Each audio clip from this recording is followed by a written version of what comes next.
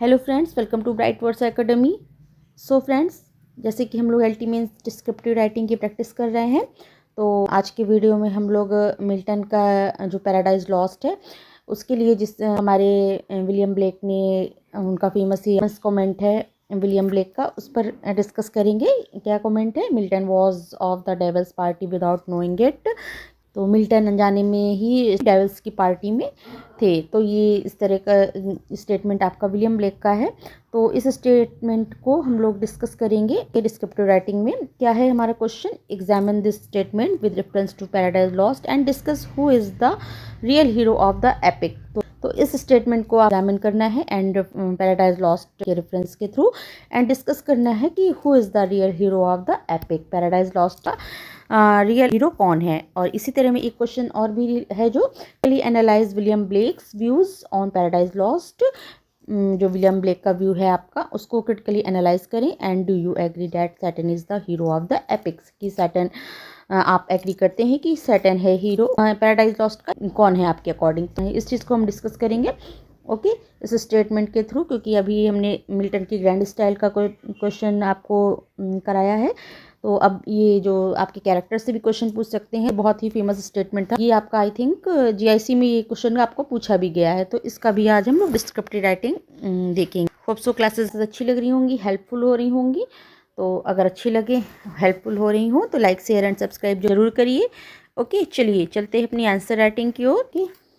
तो आपको डिस्कस करना है कि विलियम ब्लेक का आपको जो कमेंट है कि मिल्टन अनजाने में ही आपके डेविल्स की पार्टी की तरफ थे। Milton was of the devil's party without knowing it. तो अनजाने में वो डेविल्स की पार्टी में है। तो इसको आपको एक्सप्लेन करना है अपने अकॉर्डिंग। आप स्टेटमेंट सही है या फिर बताइए कि पैराडाइज लॉस्ट का हीरो कौन होगा। ओके चलिए हम डिस्कस करेंगे इस क्वेश्चन को। तो जैसे हमने आपको बताया था कि आईबीसी पैटर्न के थ्रू हम लोग डिस्कस करते हैं। पहले आपको सबसे पहले इंट्रोडक्शन आपको देना है, फिर देन आपका बॉडी स्ट्रक्चर हो जाएगा, बॉडी पार्ट, जहाँ पर आपको टू द पॉइंट आपको अपनी क्वेश्चन को क्लियर लिखना होगा एंड फिर देन आपको लास्ट में छोटा सा कंक्लूजन देना होगा। ओके चलिए देखते हैं। William Blake made the famous remark about Paradise Lost that Milton was of the devil's party without knowing it. तो आपने बताया विलियम ब्लेक ने पैराडाइज लॉस्ट के विषय में यह जो आपका फेमस कमेंट है, स्टेटमेंट है, Milton was the devil's of the party. तो आपने पहले तो ये बता दिया कि आपका ये स्टेटमेंट किसका है। ब्लेक ने स्टेटमेंट ऐसा दिया है कि मिल्टन अनजाने में ही डेविल्स की पार्टी में थे। By this statement Blake meant that although John Milton consciously aimed to justify the ways of God to men. यद्यपि कि आपका जॉन मिल्टन का कॉन्शियसली एम था to justify the ways of God to men. ये आपने highlight करके दिया कि आपके पैराडाइज लॉस्ट का मेन एम क्या था, to justify the ways to God to men. ईश्वर के मार्गों को मनुष्य के सामने न्याय संगत ठहराना, यही इसका आपका एम था, पैराडाइज लॉस्ट का एम था। आपने ये क्लियर कर दिया। एंड आगे फिर क्या बता रहे हैं? His powerful poetic imagination unintentionally made Saturn the most tricking and impressive character in the epic. लेकिन इनकी जो पावरफुल पोएटिक इमेजिनेशन है, उनकी जो काव्यात्मक प्रतिभा है, वो अनजाने में ही सैटर्न के चरित्र को उन्होंने पावरफुल, शक्तिशाली, प्रभावशाली बना दिया है। ओके तो उनकी मिल्टन की जो पावरफुल पोएटिक इमेजिनेशन है अनइंटेंशनली मेड सैटर्न को बहुत ही स्ट्राइकिंग एंड इम्प्रेसिव कैरेक्टर बना दिया आपके पैराडाइज लॉस्ट का। ओके तो आपने ये ब्लेक के स्टेटमेंट को यहाँ पर क्लियर कर दिया कि एम क्या था, और ये उनकी जो काव्यात्मक रचना थी, उनकी जो पोएटिक इमेजिनेशन थी, उसने बहुत ही पावरफुल बनाया सैटर्न कैरेक्टर को। द रिजल्ट, इसका रिजल्ट क्या है? Reader sympathy in the opening books often shifts towards Saturn, raising the critical questions of who is the real hero of the Paradise lost. Poetic imagination वगैरह है, काव्यात्मक प्रतिभा ने अनजाने में ही सैटर्न को, चरित्र को इतना पावरफुल बना दिया, आकर्षक बना दिया कि जो रीडर्स हैं वो स्टार्टिंग में उसी के प्रति अधिक सहानुभूति अनुभव करने लगते हैं। उसका सिंपैथी सैटर्न की तरफ खिंच जाता है, आकर्षण सैटर्न की तरफ हो जाता है। ओके अधिक सहानुभूति अनुभव करने लगते हैं। इसी कारण अब यहाँ पर एक प्रश्न उठता है। क्या उठता है? आपने ये क्वेश्चन दिखा दिया, रेजिंग द क्रिटिकल क्वेश्चन। एक इसी वजह से एक क्वेश्चन यहाँ पर उठता है। क्या उठता है? Who is the real hero of the Paradise lost. अब यहाँ पर आपने पूरा इंट्रोडक्शन में क्लियर किया कि who is the real hero of the Paradise lost. उन्होंने आपने उस स्टेटमेंट के दिखाते हुए कि सैटर्न को पावरफुल कैसे बनाया स्टार्टिंग में। तो अब यहाँ पर क्वेश्चन मार्क लगा दिया कि अब यहाँ पर who is the real hero of the Paradise Lost. Okay अब आप इसको डिस्कस करेंगे कि who is the real of the Paradise lost, Saturn और अनदर करेक्टर। ओके, चलिए देखते हैं। होप सो क्लियर हो रहा होगा। चलिए, ये आपका यहाँ से बॉडी स्ट्रक्चर स्टार्ट हो जाएगा। अब यहाँ पर हम पॉइंट टू पॉइंट क्लियर करेंगे। In the early book of the epic, Saturn appears as a heroic figure, possessing several qualities of a traditional epic hero. जो आपका पैराडाइज लॉस्ट है, अब यहाँ पर पॉइंट टू पॉइंट आप बिल्कुल आप बॉडी स्ट्रक्चर स्टार्ट हो गया, लिखना स्टार्ट करेंगे क्या पॉइंट आप दिखाने जा रहे हैं। ओके, चलिए देखते हैं। तो यहाँ पर बताएंगे कि जो आपका पैराडाइज लॉस्ट है एपिक है, ये स्टार्टिंग बुक में तो आपके सैटर्न को एक एपिक हीरो, महाकाव्य का नायक के रूप में उसको दिखाई देता है। ओके, उसमें कैसे दिखाई देता है? He shows courage, strong will, leadership and indomitable spirit even after his defeat in heaven. Okay, तो यहाँ पर आप अब क्या डिस्कस करेंगे?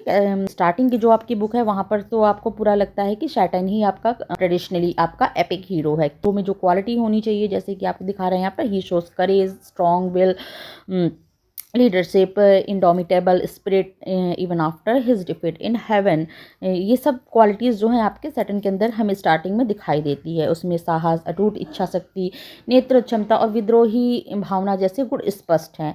ओके, तो यहाँ पर जो क्वालिटी है आपके हीरो की वहाँ पर आपको दिखाई देती हैं आपके सैटर्न के कैरेक्टर में, स्टार्टिंग की बुक्स में। ओके, ये आपने यहाँ पर क्लियर किया। उसके बाद आप एक कोट भी लगा सकते हैं यहाँ पर, जैसे हिज फेमस डिक्लेरेशन, ये आपका बहुत ही फेमस कोट है। ये आपका सैटर्न के द्वारा ही कहा गया है, उसने डिक्लेयर किया था, better to reign in hell than in heaven. Hell में रेन करना ज़्यादा ही अच्छा है बजाय कि आपके हेवन में सर्व करने के। ये आपके सैटर्न की लाइन है, तो आपने यहाँ पर एक कोट लगा दिया और यहाँ पर उसको दिखाया कि इस तरह की जो आप डिक्लेरेशन कर रहा है तो उससे वो इंडिकेट करता है कि इसके अंदर क्वालिटी जो दिखाई दे रही है वो आपके एपिक हीरो की दिखाई दे रही है। ओके, तो यहाँ पर ये लाइन डिक्लेयर कर रहा है कि स्वर्ग में पराजित होकर नर्क में गिरने के बाद भी वह हार नहीं मानता है। ओके, वह हारा हुआ नहीं फील करता है।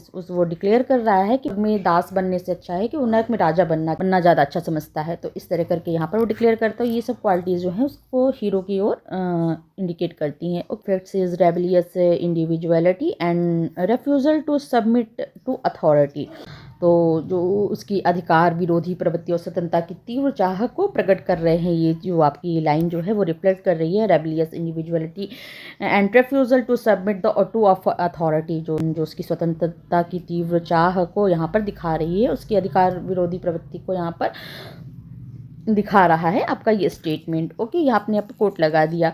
फिर आगे क्या करें? Milton gives Satan grand speeches, dramatic energy and psychological depth which make him for more vivid and attractive than Adam और गॉड। ओके, अब देखिए आप जो और भी हमारे कैरेक्टर्स हैं उन पर उनसे भी कंपेयर करके यहाँ पर दिखाएंगे। यहाँ पर क्या कह रहे हैं कि अन्य सैटर्न को ग्रैंड स्पीच दी है, भव्य भाषण, नाटक एनर्जी, नाटकी जो ऊर्जा हो गई, एंड साइकोलॉजिकल डेप्थ हो गई, मनोवैज्ञानिक जटिलता दी है। Make him for more vivid and attractive than Adam and Eve, जिसमें वो एडम और ईश्वर की तुलना में अधिक प्रभावशाली प्रतीत होता है। एडम और यहाँ पर एडम और ईव को एडम एंड गॉड की तुलना में उसकी स्पीचेस जो ग्रैंड स्पीचेस हो गई, ड्रामेटिक एनर्जी हो गई, साइकोलॉजिकल डेप्थ हो गई, उसके अकॉर्डिंग यहाँ पर वो एडम एंड गॉड से ज़्यादा इफेक्टिव दिखाई दे रहा है, विविड एंड अट्रैक्टिव दिखा रहे हैं more than Adam and God. Okay, यहाँ मिल्टन ने सैटर्न को एडम एंड ईश्वर की तुलना में, गॉड की तुलना में अधिक प्रभावशाली यहाँ पर ऐसा दिखाया है, grand speeches and dramatic energy and psychological depth के थ्रू कि उसको ज़्यादा प्रभावशाली यहाँ पर प्रतीत हो रहा है यहाँ पर सैटर्न। ओके, ये आपने क्लियर किया। क्या क्या आपने दिखाया है?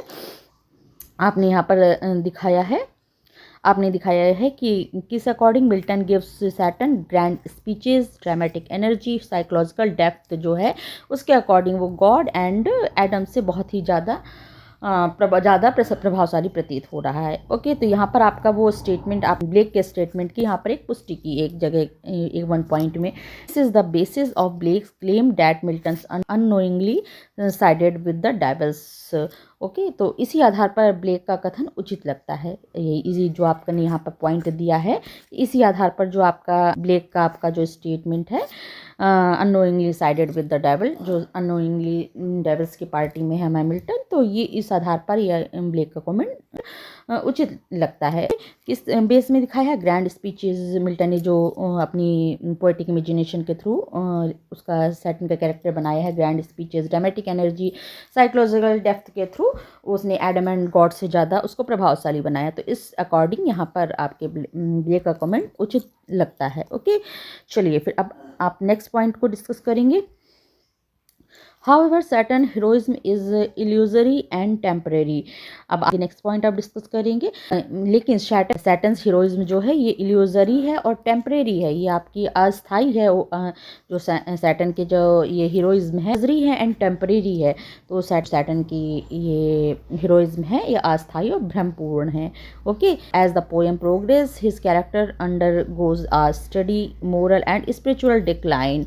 अब देखिए, अब आपने वहाँ तो उस पॉइंट की पुष्टि की, अब नेक्स्ट आप अपना पॉइंट भी रखेंगे, आगे का दिखाएंगे कि ये आपका कैसे जो सैटर्न का कैरेक्टर इल्यूजरी और टेम्परेरी दिखा रहे हैं। बताएंगे कैसे कि जैसे जैसे आपका ये काव्य आगे बढ़ता जाता है, आगे स्टोरी होती है इसकी आगे बढ़ती जाती है, तो उसका जो कैरेक्टर है वो नैतिक और आध्यात्मिक पतन की ओर जाता है। क्या होता है? Undergoes a steady moral and spiritual decline and नैतिकता का यहाँ पतन को जाता है हमें। ओके, अब उसकी आप स्टार्टिंग की बुक में तो आपको बिल्कुल लगेगा कि हाँ सैटर्न ही इसका हीरो है, सिंपथाइज है, सिंपैथी है उसके प्रति सबको, तो इस तरह। बट जैसे जैसे आपका काव्य आगे बढ़ता जाता है एपिक, वैसे वैसे आपके उसके कैरेक्टर हमें study moral and spiritual decline देखने को मिलता है। क्लियर? चलिए फिर आप नेक्स्ट पॉइंट पे आएंगे। हिज करेज टर्न्स इनटू प्राइड। अब कैसे उसका दिखाई देता है हमें ये स्पिरिचुअल पतन वगैरह ही इल्यूजरी और टेम्परेरी कैसे पता चलता है? हिज करेज टर्न्स इनटू प्राइड। उसका जो करेज, उसका साहस होता है वो उसके प्राइड, उसके घमंड में बदल जाता है, उसका साहस अहंकार में आ जाता है। And his ambition into envy. उसकी जो एम्बिशन रहती है, उसकी जो महत्वाकांक्षा होती है, वह उसका स्वभाव ईर्ष्या में बदल जाता है। His heroism into malice and revenge. उसका जो वीरता और द्वेष है उस प्रतिशोध में बदल जाता है, रिवेंज में बदल जाता है। तो ये यहाँ पर आप इसके थ्रू बताएंगे। स्टार्टिंग में तो वो बहुत ही लग रहा है कि उसके अंदर क्वालिटी कि वो हीरो है कहीं ना कहीं, फिर आपको लगता है कि नहीं स्टेटमेंट सही है आपके ब्लेक का। बट आगे जैसे जैसे काव्य बढ़ता है तो उसकी जो करेज है वो आपका प्राइड में बदल जाता है, एम्बिशन उसकी एनवी में, एंड हिज हीरोइज्म जो है इनटू मैलिस एंड रिवेंज में बदल जाती है। तो इस तरह से आप यहाँ पर दिखाएंगे। नेक्स्ट आप क्या दिखाएंगे? By book 10th Satan is degraded and symbolically transferred into a serpent. अब वो सर्पेंट का रूप धरता है ना, कब? आपके बुक 10th में अपने सैटर्न ने क्या किया? उसने सर्पेंट का ट्रांसफॉर्म्ड हो गया वो सर्पेंट के रूप में, clearly showing is complete fall. Okay, अब यहाँ पर बुक 10th में जो है वो क्या करता है? एक सर्प का रूप धारण करता है और जो उसके पूर्ण नैतिक पतन का प्रतीक है। यहाँ पर जो है शोइंग हिज कंप्लीट फॉल, उसके पूर्ण नैतिक पतन का यहाँ पर ये जो ट्रांसफॉर्म इनटू अ सर्पेंट है ये आपके उसके पूर्ण नैतिक पतन शो करता है कि उसका नैतिक पतन यहाँ पर दिखा रहा है। Thus, although Saturn appears heroic at first, he ultimately represents evil, self-deception and moral corruption, not true greatness।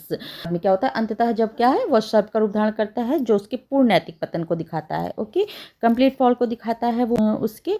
इस प्रकार सैटर्न एक झूठा नायक सिद्ध होता है। 10 साल दो Saturn appears heroic at first, firstly तो वो हीरोइक दिखता है।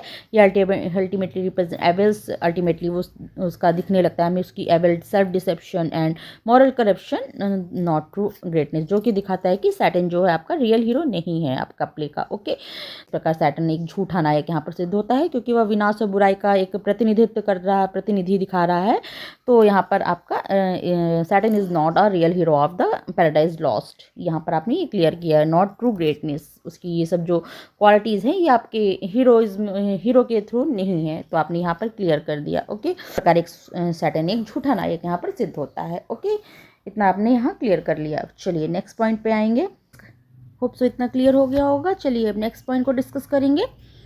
ओके, तो हमने डिस्कस किया कि सैटर्न जो है जैसे जैसे आपकी आगे बढ़ता है आपका महाकाव्य, उसका सैटर्न का चेज जो है वो नैतिक और आध्यात्मिक पतन की ओर जाता है और उसका साहस जो है अहंकार में बदल जाता है। उसकी एम्बिशन रहती है, महत्वाकांक्षा जो होता है, स्वभाव जो उसका होता है वो ईर्ष्या में बदल जाता है। एंड उसकी जो वीरता होती है वो द्वेष और रिवेंज में, प्रतिशोध में बदल जाती है। तो ये आपने एक रेफरेंस दे दिया कि बुक 10th में जो सर्पेंट का रूप धारण कर लेता है, जो उसके पूर्ण नैतिक का यहाँ पर एक सिंबल है, प्रतीक है। ओके, इस प्रकार यहाँ पर सैटर्न एक झूठा नायक सिद्ध हो जाता है क्योंकि वो नैतिक पतन दिखा रहा है, तो ये not real hero of the play. Okay, जो कैरेक्टर है उनको भी देखते हैं प्ले में कौन है हीरो। अब सैटर्न नहीं है तो आगे कौन हो सकता है, चलिए डिस्कस करेंगे, इसी को तो मैं डिस्कस करना है। Okay, God the moral authority of the epic lacks dramatic struggle and emotional involvement which makes him unsuitable conventional epic hero. तो अब यहाँ पर क्या है, जो हमारे गॉड हैं, गॉड ईश्वर, इस महाकाव्य की क्या moral authority of the epic, God through. अब हम गॉड पर, गॉड जो हमारे हैं पैराडाइज लॉस्ट उन पर डिस्कस करते हैं। गॉड का पॉइंट दिखाएंगे कि क्या गॉड हैं हमारे real hero of the play. तो क्या है, moral authority of the epic lacks dramatic struggle and emotional involvement which makes him unsuitable as a conventional epic hero. तो यहाँ पर जो ईश्वर हैं इस महाकाव्य के नैतिक और दार्शनिक केंद्र है, लेकिन lakhs dramatic struggle and emotional involvement, लेकिन जो वो ये संघर्ष नहीं करते हैं प्ले में, संघर्ष उनका कहाँ है कुछ भी, और ना ही मानवीय दुर्बलताओं से जूझते हैं, यहाँ पर स्ट्रगल करते हैं, इमोशनल इन्वॉल्वमेंट वगैरह जो मानवीय प्रतिक्रियाएं होती हैं उनसे ना जूझते हैं, ना स्ट्रगल करते हैं, ना ही कोई स्ट्रगल दिखाते हैं, ना लैक ऑफ ड्रामेटिक स्ट्रगल, कोई भी स्ट्रगल नहीं है, एंड इमोशनल इन्वॉल्वमेंट वगैरह नहीं मिलता हमें उनका प्ले में, इसलिए विच makes him unsuitable and conventional epic hero. तो जो कि है वो पारंपरिक अर्थों में महाकाव्य नायक नहीं कहे जा सकते हैं, दैट्स द रीज़न वो महाकाव्य के नायक नहीं कहे जा सकते हैं। ओके, जो कि उनको अनसुटेबल बनाता है महाकाव्य के हीरो के रूप में। ओके, क्योंकि उनका लैक्स ऑफ ड्रामेटिक स्ट्रगल है, इमोशनल इन्वॉल्वमेंट है, जो एक हीरो के अंदर दिखाई जाती हैं क्वालिटीज़, तो वो नहीं है यहाँ पर दिखाई गई हैं। तो यहाँ पर पूरी तरह से हम गॉड को नहीं कह सकते कि गॉड ही हैं। ओके, अब आपका कौन सा नेक्स्ट कैरेक्टर आप डिस्कस करेंगे, एडम। एडम आ गया आपका character. On the other hand represents Adam human heroism. इसके विपरीत जो एडम है वो एक मानवीय नायक के रूप में यहाँ पर उभरता है। Okay, His greatness lies not in rebellion but in love, repentance, self-realization and obedience. तो यहाँ पर जो है एडम का कैरेक्टर है वो दिखाया जा रहा है कि वो के नायक के रूप में, आपका एडम का जो एक मानवीय नायक के रूप में उभर के आता है कैरेक्टर, क्योंकि उसकी जो महानता है, जो उसकी महानता हो गई विद्रोह में नहीं बल्कि प्रेम, पश्चाताप, आत्मबोध और ओबीडियंस, आज्ञाकारिता में निहित है। ओके, जो आपका एडम का कैरेक्टर है वो उसकी ग्रेटनेस दिखा रहा है, लाइज नॉट इन रेवेलियन के थ्रू नहीं दिखाया जा रहा उसको, बट इन लव, प्रेम की उसमें दिखा रहा है, रिपेंटेंस, पश्चाताप दिखा रहे हैं, सेल्फ रियलाइजेशन दिखाती है, आत्मबोध को दिखाता है कैरेक्टर उसका, ओबीडियंस और आज्ञाकारिता को भी दिखा रहा है। ओके, क्योंकि वो आज्ञा को स्वीकार करता है, ईश्वरीय कृपा द्वारा उद्धार की आशा प्राप्त करता है। क्योंकि वो जो गॉड की आज्ञा वो उसको फॉल किया गया, उसकी जगह वो द्रोह नहीं करता है, वो गॉड ने उसको अर्थ में भेजा तो वो उसको एक्सेप्ट करता है, उसका पश्चाताप करता है। तो यहाँ पर आपका एडम जो है कैरेक्टर दिखाई दे रहा है हमें उभरता हुआ as a hero of the play. Okay, next आप पॉइंट डिस्कस करेंगे। After the fall, Adam accepts responsibilities for his actions and attains hope through repentance and divine grace, reflecting the true moral purpose of the epic. Okay, तो यहाँ पर जो आपका Adam का character है वो पतन के बाद वो अपने अपराध को यहाँ पर स्वीकार कर रहा है और ईश्वरीय कृपा द्वारा उद्धार की आशा प्राप्त करता है। क्या है, और यहाँ पर आफ्टर द फॉल, जब वो फॉल उसका हो जाता है पतन के बाद, Adam accept responsibilities of for his actions, जो उसने गलती की उसके लिए रिस्पॉन्सिबल अपने आप को मानता है, and attains hope through repentance and divine grace, और उसको एक्सेप्ट करता है अपनी जो उसने भूल की, गलती की, उसको एक्सेप्ट करके अपनी रिस्पॉन्सिबिलिटी को मानता है, एंड रिपेंटेंस अपना पश्चाताप करता है, and divine grace reflecting the true moral purpose of the epic. इस पतन के बाद वह अपने अपराध को स्वीकार करता है और ईश्वरी जो डिवाइन ग्रेस है, ईश्वरी कृपा जो है, ईश्वरी कृपा के द्वारा वह उद्धार की यहाँ पर आशा प्राप्त करता है कि ईश्वरी कृपा के द्वारा उसका उद्धार होगा, मुक्ति की यहाँ पे वो आशा करता है, होप करता है। तो reflecting the true moral purpose of the epic. तो यहाँ पर जो उसके अंदर क्वालिटी है, नॉट रेवेलियन नहीं है, और वो एक्सेप्ट करता है अपनी फॉल्ट को, एंड गॉड की आज्ञा को मानता है, और उसके बाद वो विद्रोह नहीं करता और रिपेंटेंस करता है, और अपनी मुक्ति की होप के साथ वो आज्ञाकारिता का पालन करता है और अर्थ में जाने के लिए तैयार होता है, अपने अपराध को स्वीकार करता है पतन के बाद भी। ओके, तो यहाँ पर reflecting the true moral purpose of the epic and अपने कार्यों की यहाँ पर जिम्मेदारी स्वीकार करता है, पश्चाताप और दिव्य अनुग्रह के माध्यम से आशा प्राप्त करता है, जो महाकाव्य के वास्तविक नैतिक उद्देश्य को दर्शाता है। ओके, तो ये एडम का कैरेक्टर जो है वो, तो जो आपके एपिक का जो वास्तविक नैतिक उद्देश्य है, उसको मोरल पर्पस है, उसके एपिक को यहाँ पर एडम का कैरेक्टर दिखाता है। ओके, तो एडम जो है वो मानव वीरता का यहाँ प्रतिनिधित्व कर रहा है एंड उसकी महानता विद्रोह में नहीं बल्कि प्रेम, पश्चाताप, आत्म साक्षात्कार और ओबीडियंस, आज्ञाकारिता में है। पतन के बाद एडम अपने कार्यों की यहाँ पर जिम्मेदारी भी ले रहा है और पश्चाताप भी कर रहा है और डिवाइन ग्रेस के थ्रू आशा कर प्राप्त करता है कि मुक्ति की आशा प्राप्त कर रहा है, रिपेंटेंस कर रहा है। तो इस तरह यहाँ पर जो एक इस महाकाव्य का उद्देश्य, वास्तविक उद्देश्य है, वास्तविक नैतिक उद्देश्य को यहाँ पर एडम का कैरेक्टर दिखाता है। ओके, तो यहाँ पर हम एडम को कह सकते हैं कि real hero of the epic. Okay, conclusion में आप क्या दिखाएंगे, ये आपका बॉडी स्ट्रक्चर हो गया। आपने आपने सैटर्न के कैरेक्टर को डिफाइन किया, पहले सैटर्न के कैरेक्टर को डिफाइन किया, गॉड के कैरेक्टर को, एडम के कैरेक्टर को। अब इन कंक्लूजन में आप अपनी ओपिनियन भी दे सकते हैं कि हम क्या, अभी उस ऊपर क्वेश्चन में पूछा गया कि आपके अकॉर्डिंग कौन होना चाहिए, तो अब हम इस चीज़ को डिस्कस करेंगे इसमें। ओके, ब्लेक, ये आपको कंक्लूजन वगैरह लिखना नहीं है, ये केवल आपको बता दिया गया है कि यहाँ पर लास्ट आपका इन कंक्लूजन है। ओके, चलिए, ब्लेक्स स्टेटमेंट इज पार्टली ट्रू। अच्छा, तो इस तरह आपने क्या दिखाया कि ब्लेक का जो स्टेटमेंट है आपका वो पार्टली ट्रू है, आंशिक रूप से वो कहीं सत्य है। Milton unintentionally made Saturn the most dynamic and memorable character specially in the opening books. तो यहाँ पर ब्लेक का कैरेक्टर जो आंशिक रूप से सत्य है, क्यों, कैसे कि मिल्टन ने अनजाने में सैटर्न को सबसे गतिशील, सबसे डायनेमिक, मेमोरेबल, सबसे गतिशील और यादगार चरित्र बना दिया।